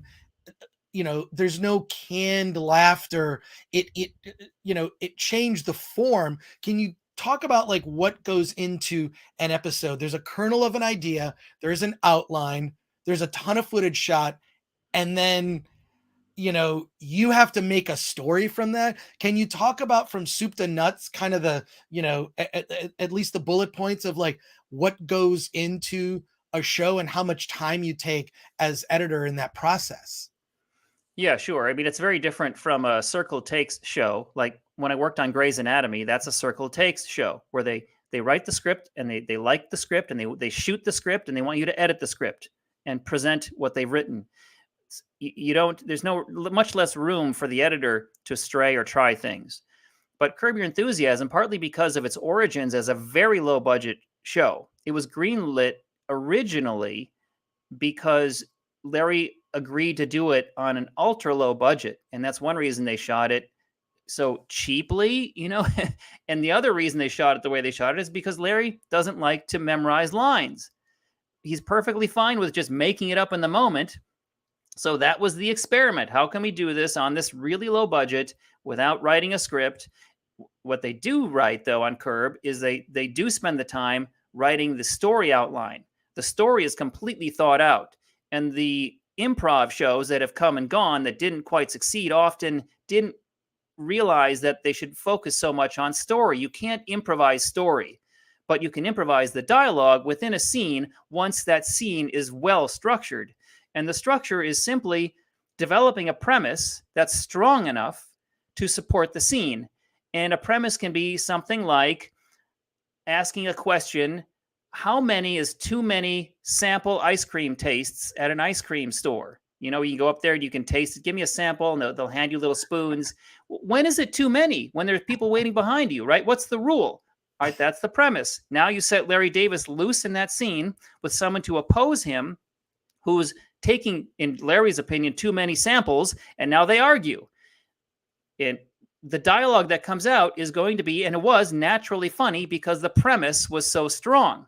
Without a good premise, it's much harder to get comedy. And one thing I talk about in the book is how important the setup is in a joke. Many times when a show isn't funny enough, they think, well, we got to punch up the punchlines. We got to add more punchlines. And the problem is not the punchlines. It's that the setups are not strong enough, or they're not well delineated. They're not concise. And a big part of what I do as an editor on Curb Your Enthusiasm is, well, I do many things like finding the story, but I also make sure that the setups are clear and clean and concise or not missing. And if they are missing, we have to revoice them. So if you pay attention, you might notice a lot of times, a lot of lines are delivered on the back of Larry's head or over the exterior of a house. And that line is a very concise setup of the premise of that upcoming scene. Or maybe it's replacing a scene we've cut, or it's information delivered in a concise way where it wasn't done properly in the improv scene. Because if they say it, I'm going to be on the face. I want to be on the face for the line when it's delivered, or when a punchline is delivered, or when a setup is delivered, as much as possible, because we perceive it more quickly, we absorb it more quickly, and then you can get to the joke faster, and then the punchline seems funnier. And so just to answer your question specifically after that setup, what I do is they'll shoot a scene on Curb Your Enthusiasm with maybe 6, 7, 8, 9, 10, 11, maybe 12 takes with 3 cameras at this point. They started out with 1, moved to 2. Now we're always at 3. Sometimes there's more if it's a big scene, but I generally have 3 angles to work with at all times on every take. I will start at the back and work my way forward. I'll start with the last complete take where they feel like they got it. And I'll cut a scene, a version of the scene from that take. Now I've got it using just that one take. I've got the scene cut, but it can be better because they did other takes. So I start looking at the prior takes and trying to beat what I have. And I keep going back until I've seen all the takes and I've pulled all the nuggets from all the takes and improved the cut of the scene. Now, if I started at the beginning and worked my way forward, I would have to replace 95% of the cut because the first scenes don't have as much useful footage. They get funnier and better stuff the more that time goes on. So the last take generally has maybe 40% of what's in the final cut of the scene. It's a time saver, and it helps me get there faster and get there funnier. And Larry relies on me to choose what's funny. If you watch an episode of Curb that I've edited, you're watching what I thought was funny. I get to choose what makes me laugh. And then Larry will come in and watch an episode with me after I've put my editor's cut together. Like it's Roger's cut. This is what made Roger laugh. Then we look through all the footage. Larry and I look at all the takes together, which takes about a week for every episode. And as we watch each take, he will say, oh, that's pretty funny. Try that joke also. Or what about that version? Let's see if we can get that in as well. And it's more like a matter of trying to add things. And now the cut gets fatter and bigger and longer. Then we spend the next few weeks cutting it down to time. That's essentially the process. I get to do whatever I want. Then Larry comes in and picks some new stuff, some more stuff, and then together we cut it to time. How long is that process? Well, It's about 6 weeks. Sometimes it's gone as long as 9 weeks, because the episodes have been getting longer. You may have noticed as you're watching from the beginning, you'll notice how the episodes in the era of streaming have escaped their boundaries. They used to have to be under like around 24 to 28 minutes, 28:30, 28:15 was the upper limit. Then they started pushing to 28, 29, to 29 and 58 seconds. So you wouldn't go past the cutoff to the next 30-second block. Now with streaming, nobody really cares because it only matters to the networks. They're still pretty firm about their running times. But is that a good thing or a bad thing? I mean, in some sense, we all agree in the editing room, it's a bad thing. We still try to get the episodes as short as possible. Every season, I will say to Jeff Schaefer, the other showrunner on Curb, okay, did you learn your lesson last season? Are we writing some shorter episodes this year, trying to jam fewer plot lines in? And he says, no, we'll never learn our lesson. So we often end up cutting entire plot lines out of episodes to try to get them down to a running time that doesn't overtax a viewer. I mean, as funny as Larry is, and there's nobody funnier, there's just so much you can take until you're kind of exhausted from all that arguing and you need a break. How has Curb Your Enthusiasm, because I started watching from the first season, right? And the first season has an episode, I'm sure you remember the episode, Beloved Cunt. Do you remember the episode? Of course, where yeah. Larry David is tasked with putting an obituary in the local newspaper, and it's supposed to say beloved aunt, and there's a typo and it says beloved cunt. Now, I would argue that Curb, because I've been watching the new season as the episodes have come out, it's the same. How has Curb Your Enthusiasm? I feel like there are certain things that have been grandfathered in and sort of escaped sort of the woke mob, or people just upset about, like, I feel like it's South Park, Larry David, and maybe just a few other exceptions. How has that show and Larry David himself escaped that kind of scrutiny of the Twitter mob? Yeah, he has. And a few people have. And the reason is because it's very difficult to walk that line. And so you have to be an expert. And that's Larry's strength. He admits, I couldn't do any other job. The best he could hope for was limousine driver, he says in my book. Yeah. But this job, for some reason, he knows when out in the real world, ordering at a restaurant, he's lost. He can't make a decision. But in the editing room and on the set, he knows exactly what to do. It's his superpower, right? And what is his superpower? It's knowing what's funny. And the reason that he gets away with Beloved Cunt, or the watermelon episode this season where Larry and Leon debate why black people don't like eating watermelon in front of other people. How could you even do that comedy and get away with it? You could. Why shouldn't you be able to? It's just talking about what happens in real life. And how Larry approaches it is, it's not the words or the concepts that are offensive. It's the intent behind it. And you can feel intent in the way something's delivered, how it's used and what's said. And what comes out of Larry David's comedy is, the intent is not to be insulting, but it's to illuminate social structures and what's going on in real life. What's funny is truth. Larry David is speaking truth. And truth may not be easy, or it may be difficult to take, but it's many punchlines are just a statement of truth. Because as human beings, we spend a lot of energy trying to suppress things in our lives and not face up to things. And then the comedians bring that forward and we laugh. And people like the South Park guys and Larry David, they have an innate ability to walk that line, and you know what their intent is. You can feel it, and you don't feel challenged in the sense of, or in a racial way or a sexual way or a gender way. It's not about demeaning anyone. It's about, let's debate and discuss what is real in society while we're laughing. And we're all laughing together. And I think Larry's only gotten better and funnier at it over time. He's really aged into his character as the years have gone on. He's funnier and funnier as the get off my lawn guy, as he's arguing and debating and discussing premises. That's the premise. What's appropriate to talk about. Those are premises, and the show breathes and lives and eats and breathes those things. I want to, you spend a lot of time with Larry David, obviously, like, a weeks in an editing room, going over footage and whatnot. What is there something about him personally that is just something maybe he did that's so mundane it wouldn't even make an episode of the show? Like the most, like, because I just think he's just natural. He has to be naturally funny. Obviously, the show wouldn't exist without that. But is there something sort of a personal tidbit about working with him where you're like, oh, he did that, and like maybe that could have been an episode?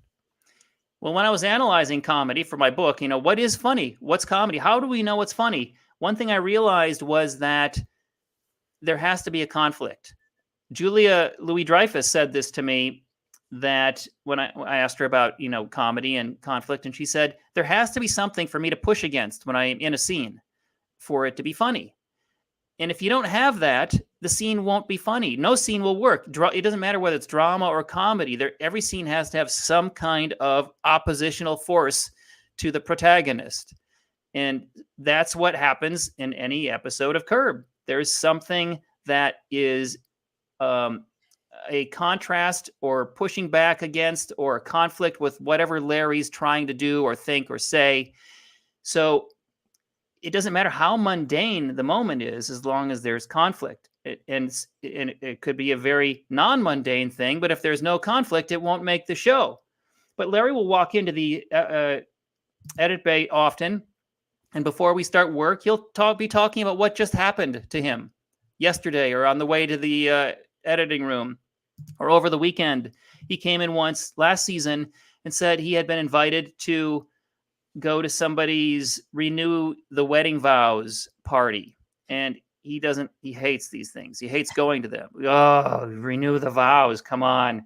How disgusting. Get a hotel room. Why inflict this on everybody? And he's telling us how he was invited. He couldn't not go because it was a friend who invited him. And how do you say no? It's hard to say no to friends because then they'll feel rejected full of conflict in his life, just going to somebody's party. He goes to the party, he said, and he's sitting there and he was hating it, watching them renewing their vows. Honey, I love you. I remember the time we first met. And he's going, oh, this is ridiculous. I want to throw up. I'm going to vomit. And then he realized that they had hired a videographer to capture the event. And the way the videographer was positioned, filming it, Larry was in the frame. And so he thought, oh, they're going to see this footage and they're going to see me looking disgusted at this whole ritual, and I'm going to be in even worse trouble. So now what he had to do was put on this super happy face for the rest of the ceremony and pretend he was so enamored and loving it. And we he's telling us this story and we're laughing because it's hilarious, right? Next season, it's in an episode.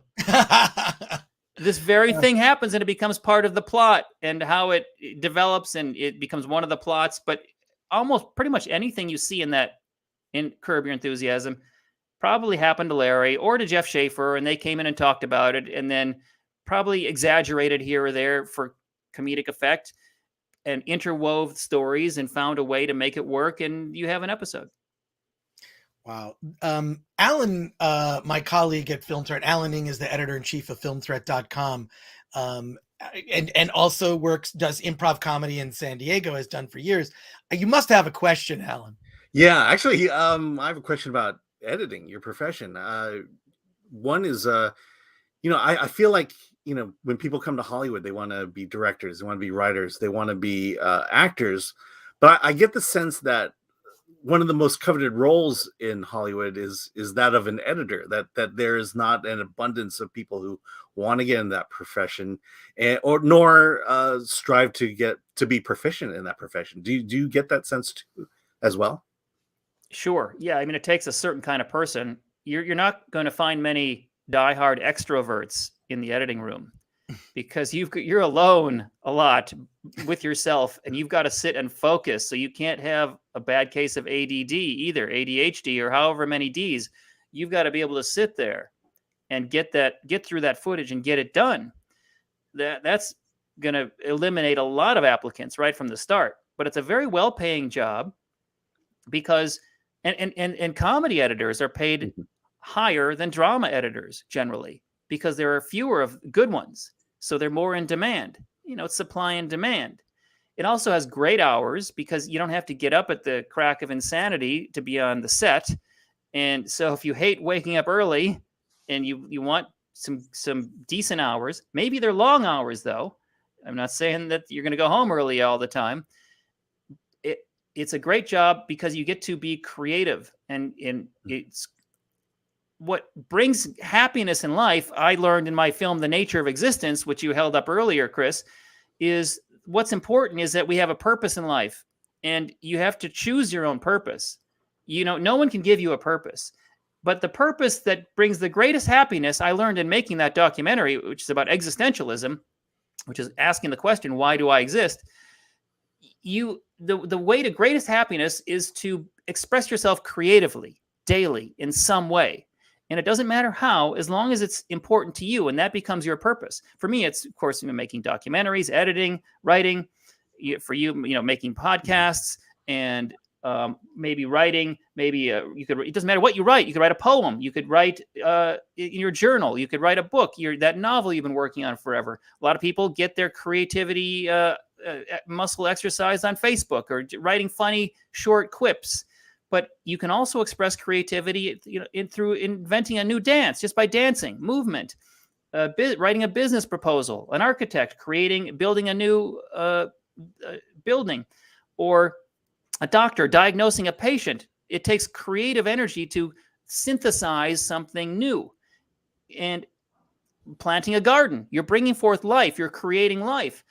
What happens for most people is that the default is to create a new version of yourself that you now have to spend 18 years raising to hopefully be a better version until you can kick it out of the basement, or maybe 20 years, 25 years, however long it takes. But then you're back where you started, going, what should I do? What's my purpose? And then you notice a lot of people, middle-aged people, take up their hobbies again, pottery, painting, finding a way to express themselves creatively. So I guess the lesson is, whether it's choosing editing or cinematography or pottery, is to find a way to express yourself creatively. Even if you have a job you hate that has nothing creative about moving papers from A to B, but on your own free time, you can write a poem. You can write something funny. You can sketch a picture of a plant. It doesn't have to be good. It just has to be an expression of a feeling, how you're feeling in the moment. Any expression of a feeling is brilliant artwork, no matter what format you use to express it, whether it's a sketch or a documentary, whatever.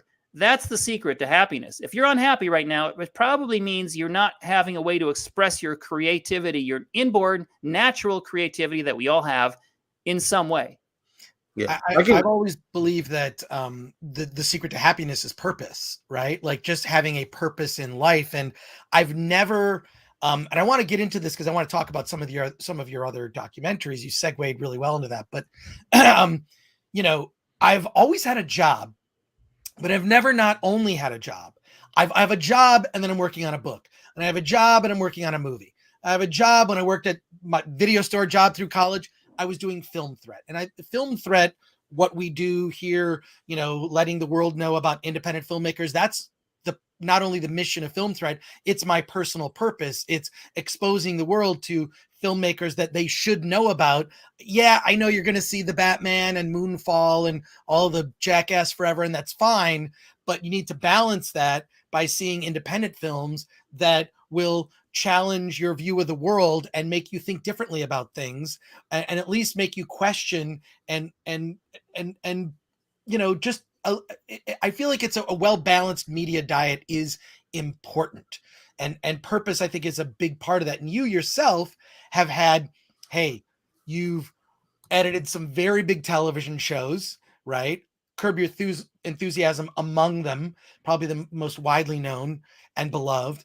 In addition to that day job, you're always doing something. You're doing something else. So I kind of get the sense, Roger, that like you're doing that, but then you're making this documentary and this, and you're exploring other ideas.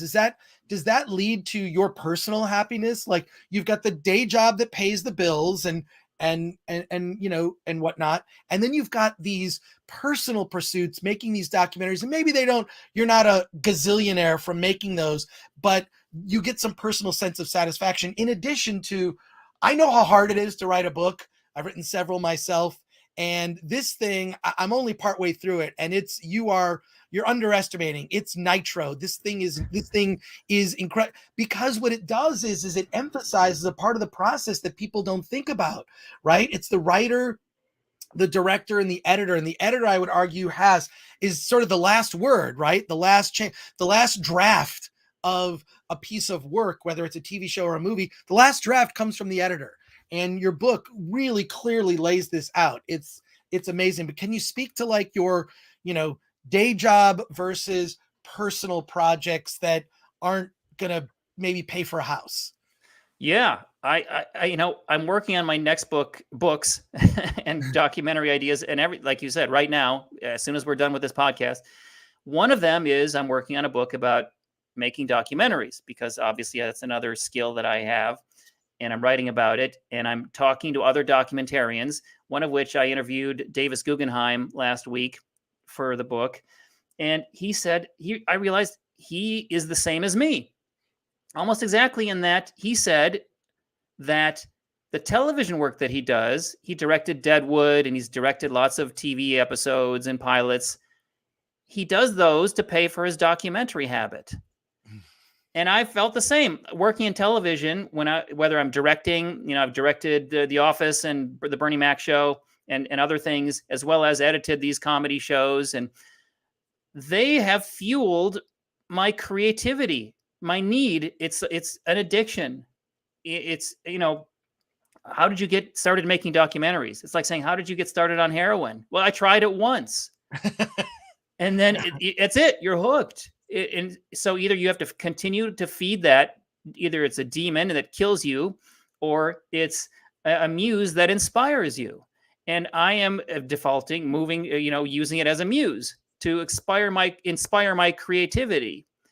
Whether it's visual or writing, I do feel the need to express myself creatively, because I feel happier. I feel less happy when I don't. I feel like if I spend the day playing a video game and I didn't accomplish anything creatively, I feel like I just feel awful. I feel bad because I didn't get my creativity fix. As long as I put that, it's hard work, but it's not hard to work when you love something. I mean, I love fishing. I go fishing up in Canada every year whenever possible, and I never work harder than when I'm fishing. I get up at the crack of dawn. I fish all day long until the sun sets, and I'm exhausted because it's hard work, but I love every minute of it. That's why I'm able to work so hard and come out of it feeling refreshed and better for myself. And it's the same when I dive into being creative. And I think anyone who does that, if anyone who's not doing that at the moment, you will find a positive effect in your life if you can just start being creative in some way every day. One of my favorite Oscar speeches ever delivered was one that was not a lecture. I think we've become so used to, like, what cause is this person going to advocate for when they get up and they get their 30 seconds to give their speech? But it was Steven Soderbergh gave his speech, and he got up and he did the most brilliant thing that I wish people would copy, which he said, because most people get up when they get their Oscar speech and they name off a bunch of names of people we don't know. And it makes those individuals feel great. And he gets up and he says, there's a lot of people I have to thank, and I'm going to thank them personally later. What I want to say, and you can look up this speech that Soderbergh gave, he said, I'm dedicating this award to everyone who gets up every day to do something creative. And he emphasized the importance of living the creative life. And I feel that for myself, what I've learned is that feeds my soul. While work that I do can literally feed me by buying food and you know, paying the bills, what feeds my soul is being creative, whether it's, you know, writing a comic book or writing a script or doing a documentary or whatnot. I think that, you know, I can't not do that. I feel like I've always done it. And I've done a lot of weird side projects. I wrote a children's book called Celebrities Poop. I'll have to send you a copy, Roger. Get me your address. I owe you. Great title. It's a parody of the book Everyone Poops by Taro Gomi, one of the most famous children's books ever done. And I did a parody of it. My daughter did the illustrations. Anyways, but I try to always have like a creative project, and I put my money into the creative projects. Some of those projects, I break even, make my money back. Some I don't make my money back, but that wasn't the point. The point was really to feed my soul.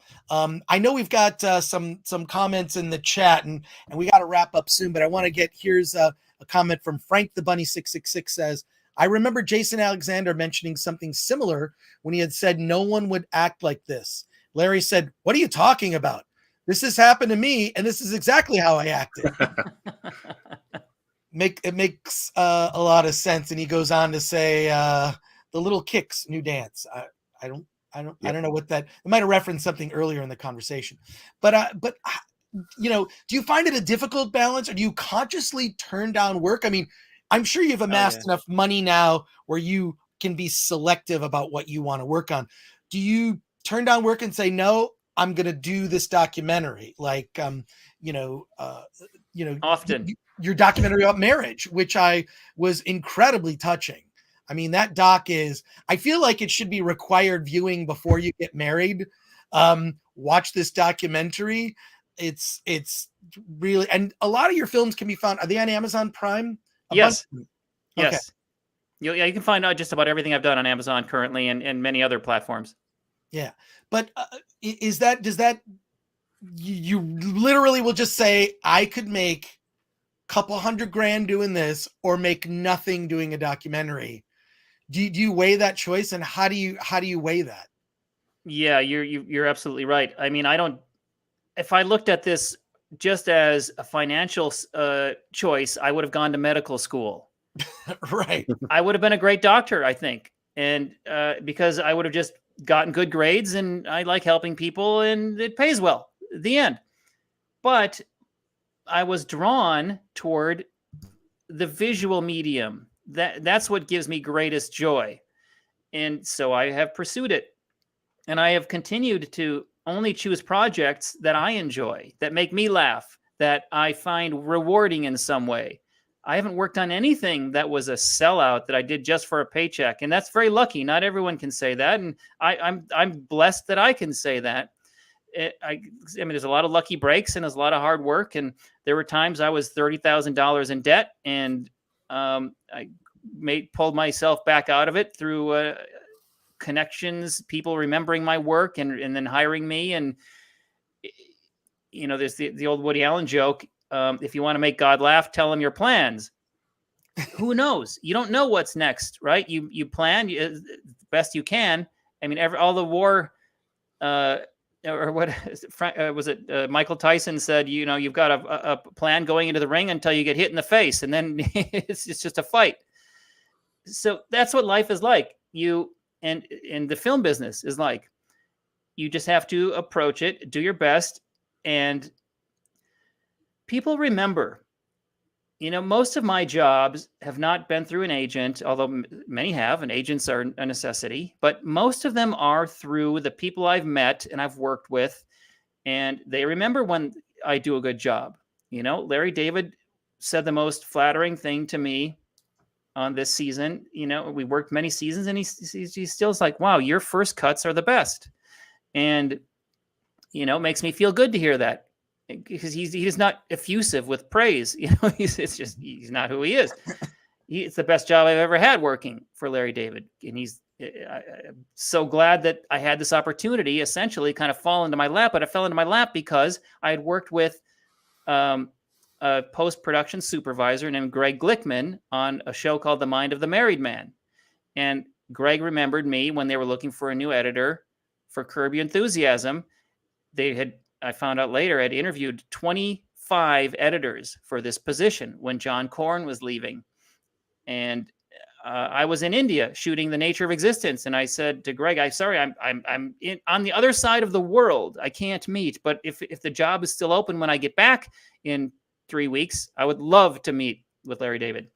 And it was still open, and they'd only gone through maybe 10 or 12 by the time he called me, and another 10 by the time I got back to LA. And they hadn't found that right person, and because Larry knows how important it is to have the right editor on a show like that.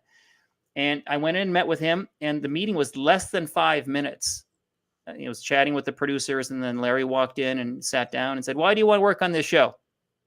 And I said, "Well, I want to learn how you do what you do from the inside." And he laughed, and he pretended he wasn't flattered, and said, "Oh, you can't learn anything from me." A few more questions, about what I worked on. I just worked with Mike Binder on The Mind of the Married Man. And so he stood up and said, "He seems fine," and walked out. And they offered me the job.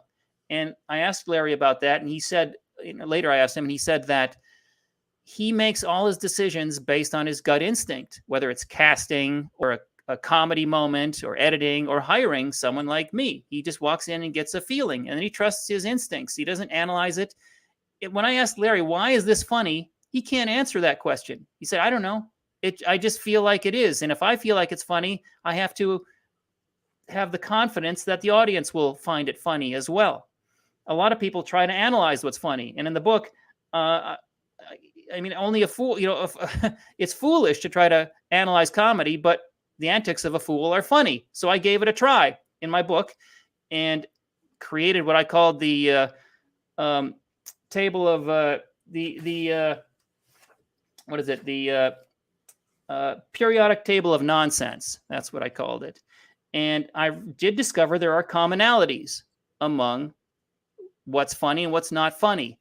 And like asking someone like Judd Apatow, he agreed with Mike Binder, who agreed with Larry David and Sacha Baron Cohen, that the first thing they said was surprise. You want to surprise an audience. They want to be surprised by the direction a turn something takes. That's why you've got to lay down the setup in such a way that they don't see where the turn is coming, and you catch them by surprise, and the result is laughter. The next thing that's funny is pain. Seeing someone in pain is funny. Someone falling is nothing funnier than a pratfall, somebody hitting their head. And as I mentioned earlier, truth, a statement of truth. When you combine all those things, those are the top three. There's others like absurdity, like the story of Sisyphus or the story of Job. They're not meant to be comedies, but they're funny because, things go so wrong for Job that it becomes funny because it's not happening to you. Someone else's tragedy is your comedy.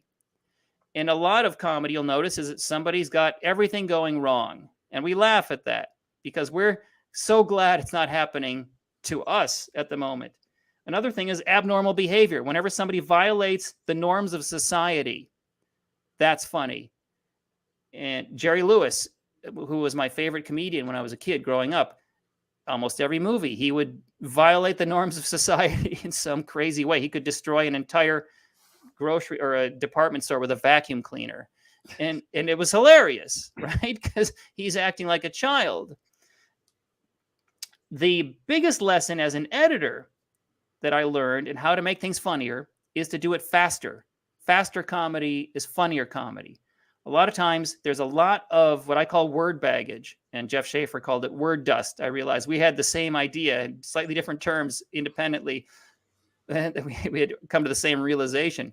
You've got to scrape away all of the word baggage. Now, what is the word baggage? Well, first of all, pauses.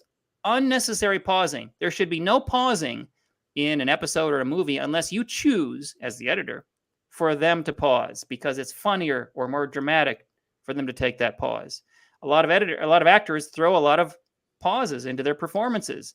They're trying to remember their lines or they're feeling in the moment. It's very dramatic, but most of the time, once you get it, you look at the footage, you got to get rid of all that stuff. It's just slowing everything down. It's making it less funny. You got to get on with it. And whenever someone says or or they clear their throat or they cough or they start a sentence with look or listen, these announcements, that's an announcement. Or it's like clearing your throat, saying, hey, I'm about to speak, pay attention to me. I cut all that away so that what remains flows elegantly and quickly and rapidly from one beat to the next. And the audience then absorbs it and enjoys it more. And I make things 10, 20, 30% funnier than some other editor who doesn't take the time or bother, and I've seen a lot of editors who don't, to remove those things and streamline it from setup to punchline. So those are some examples anyhow. Wow. Roger, congratulations on the book. I want to ask, before we let you go, ask one final question, which is, one of your closest friends is about to embark on making their first documentary. Is there one piece of advice, one piece of simple advice that you would give that person as they're going to make perhaps their first doc? Yes, the most important thing in a documentary, and this is really true of a narrative film as well, but we don't always think about it for documentaries, and that's where the mistake happens. There needs to be a theme to the product. What does that mean? It means there's got to be a lesson to be learned at the end, which is set up by a question at the beginning. The filmmaker has to ask the question of the theme at the beginning of the documentary very clearly. And so I learned this lesson while editing The Nature of Existence. And so I reshot an opening where I specifically state what it is that I'm grappling with. And my theme question is, why do we exist? And I answer it by the end of the movie, or, do my best. In The Truth About Marriage, my theme question is, why are relationships so hard for people? And then I'm like an investigator. I'm investigating and solving this mystery by the end of the documentary. With Trekkies, it's a very flawed film, and that was where I learned this lesson. It's missing that theme, or it was when we started shooting, because there isn't a single protagonist or a small group of protagonists who are trying to achieve a goal, and they're facing obstacles, and then they learn a lesson by the end. That's the ideal documentary, and the most successful documentaries do that. The way I solved it with Trekkies, working on this with Denise Crosby, we figured out that because there isn't one person that you're watching throughout, we made it a bunch of chapters about individuals.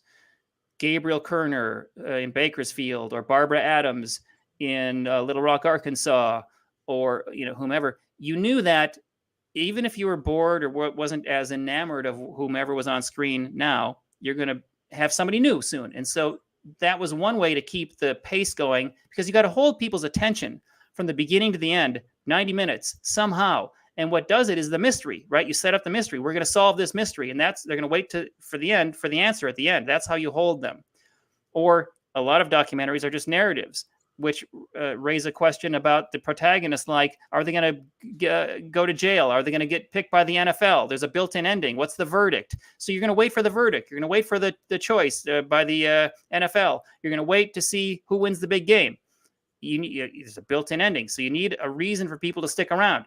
So to answer your question, what the mistake a lot of documentarians make is to not have that theme that's set up with a question at the beginning, that's a mystery that's going to hold people to the end, and then you give them that answer at the end.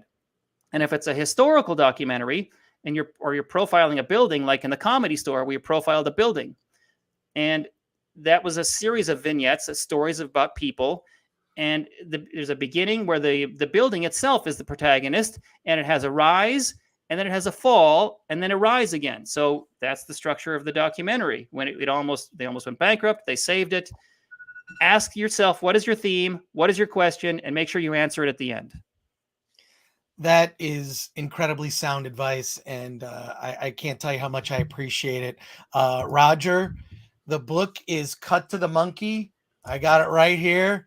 It's available on Amazon. You can get this book. It's Nitro for a filmmaker. And thank you for being on the Film Threat podcast. We have a couple quick comments we can go through here. Roger Nygard, in the industry, how important are technical specs like 4K, 10-bit, or RAW, or 8K really? I wish we had time for all I'll answer that quickly. It doesn't matter. No one cares. They only care. All they care about is story. Is it a good story? But you've got delivery requirements. So a distributor, make sure you meet their delivery requirements. Yeah. Also, Loom TV says, because it seems many young filmmakers get caught up in these camera spec wars, and it must be a Netflix approved camera and so on. Yeah, I agree with you. It doesn't matter. It's all about content is king, right? It's like, if you're engaged in it, I mean, I think modern audiences, in particular, because of the popularity of documentaries, modern audiences have now been trained where as long as here's the one thing, I would not skimp on audio, right? I think No. audio is, you got to put a lot of work into the audio, but the visual image, I mean, Alan and I both saw Jackass Forever yesterday. I mean, there's stuff that's shot in standard def in the 90s in the movie. Nobody cared. I mean, it kind of added to the experience. Yeah, and you forget about it 10 minutes into the film. You Doesn't don't matter. care what format it's in. You're engaged in that story. Yeah. And Loom TV has one last question, and they don't create as a result because they never have the best resolution and the fastest computer. Yeah, those tech specs, like that to me is like, look, if the content is compelling, it's going to get sold or it's going to find an audience. But But get Roger, the best camera you can. Do the best you can. Check the specs. Every distributor has a spec sheet. Get your hands on one. Absolutely. And I'll say also, the new iPhone has that cinema mode. You can shoot in 4K. You can shoot in 4K RAW. So, Roger, thank you so much for being on the Film Threat podcast. You have to come back again. All right. Anytime. Take Bye, care, guys. Okay. Later. Thanks.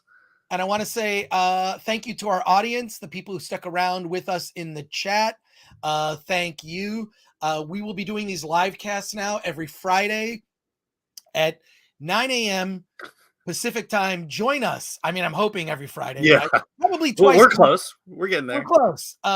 Every Friday, we're going to be doing that, and we're going to be doing more live streams on Film Threat. So we appreciate your support, whether you give us a super chat or whether you support the channel by picking up a Film Threat t-shirt, which you can get at shop.filmthreat.com. Pick it up. Support us and buy something. Why not? And we'll talk next week. Alan, any final words? No, just this was fun. I learned a lot about editing, and I love Curb Your Enthusiasm. This is a great episode. Well, it just is going to makes me want to, finish out. I kind of got caught up and didn't finish the new season. So I'm now going to have the opportunity to do that. All right. So until next week, take care. Thanks.